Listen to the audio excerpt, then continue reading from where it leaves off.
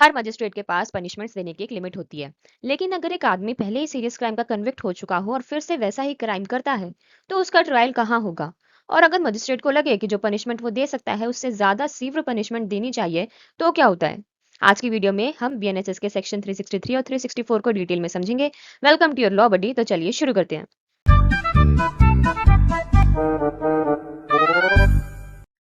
Section 363 का subsection 1 बात करता है कि अगर कोई पर्सन पहले से चैप्टर 10 के कॉइनेज एंड स्टैम्प ऑफेंसेस या फिर चैप्टर 17 प्रॉपर्टी रिलेटेड ऑफेंसेस के अंडर कन्विक्ट हो चुका है, जिसकी पनिशमेंट 3 साल से या फिर उससे भी ज्यादा है, और फिर से उसी चैप्टर के किसी क्राइम के लिए एक्यूज्ड है जिसकी पनिशमेंट 3 साल या उससे ज्यादा है, तो मजिस्ट्रेट अगर सेटिस्फाइड है कि ऑफेंस कमिट हुआ है तो केस को सीजीएम यानी कि चीफ जुडिशियल मजिस्ट्रेट के पास भेजा जाएगा या फिर कोर्ट ऑफ सेशन में कमिट किया जाएगा, अनलेस मजिस्ट्रेट खुद कॉम्पिटेंट हो और उससे लगे कि वो एडवोकेट सेंटेंस खुद दे सकता है।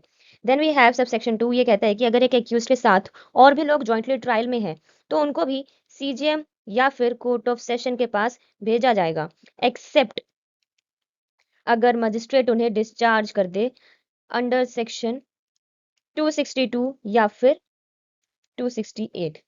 ठीक है।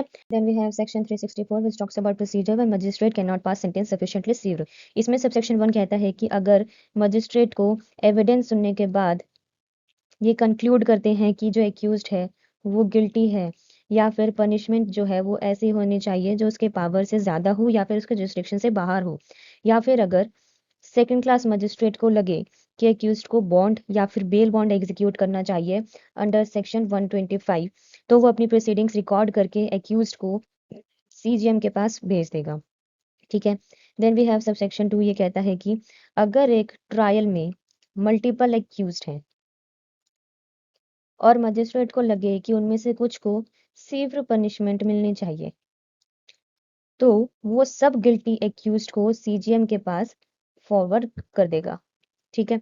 Then we have sub section 3। ये कहता है कि जो सीजीएम है, सीजीएम के पास केस जाने के बाद सीजीएम पार्टीज को एग्जामाइन कर सकता है, पहले दिए गए विटनेसेस को रिकॉल कर सकता है एंड उन्हें री एग्जामाइन भी कर सकता है।